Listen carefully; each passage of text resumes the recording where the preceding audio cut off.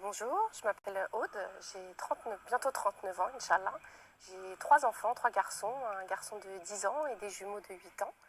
Je viens d'une famille, je suis une famille, une petite famille avec juste un frère.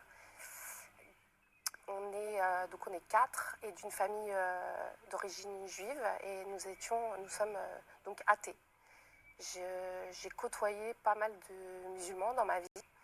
Mais la religion ne m'a jamais intéressée. J'étais athée, quoi. Je ne croyais pas du tout en Dieu. Donc les religions ne m'ont jamais intéressée, ni la religion catholique, ni la religion juive, ni la religion musulmane. Et je ne croyais pas en Dieu du tout. Alors, comme un peu tout le monde, je pense, de temps en temps, en pensant à la mort, je me disais, bon, on verra bien. Mais non, pas du tout intéressée. Ce qui m'a amenée à l'islam, c'est deux choses en fait qui sont arrivées en même temps. C'est en rapport avec les attentats de Charlie Hebdo en janvier 2015. Juste avant ces attentats, je me suis fait poser un stérilet parce que j'avais des problèmes de santé et je voulais remédier à ça. Et en me faisant poser ce stérilet, j'ai eu des effets secondaires plutôt catastrophiques. Mais ça, je m'en suis rendu compte par la suite.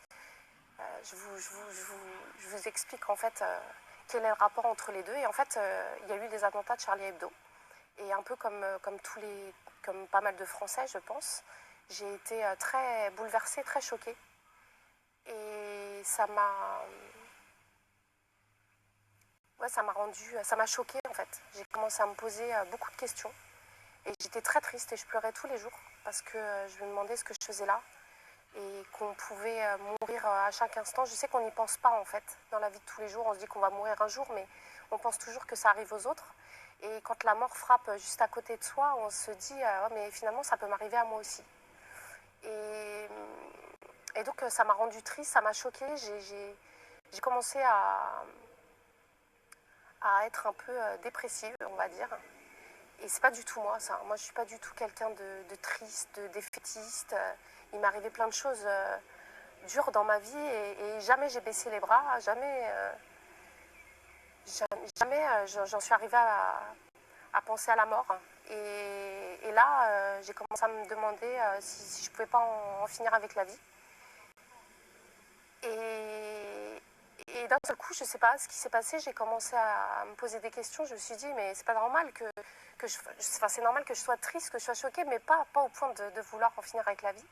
Et j'ai commencé à faire des recherches sur Internet par rapport justement au stérilet. Et je me suis rendu compte qu'il y avait des effets secondaires, comme tous les médicaments d'ailleurs. Mais comme c'est écrit sur les boîtes qu'il y a des effets secondaires, on se dit, bon, bah c'est normal en fait. Ouais, c'est normal, il y a des effets secondaires, mais c'est normal. Et donc, j'ai décidé de me faire enlever le stérilet et une heure après, je n'avais plus les symptômes. Sauf que je continue à me poser des questions, évidemment. Et j'ai passé, je sais pas, à peu près une dizaine de jours à ne plus dormir, à passer mes journées et mes soirées et mes nuits sur le net à chercher un peu tout en fait. Ce qui concerne l'alimentation, ce qu'on nous donne à manger, les guerres. Je ne m'intéressais pas du tout à la religion en fait. Plus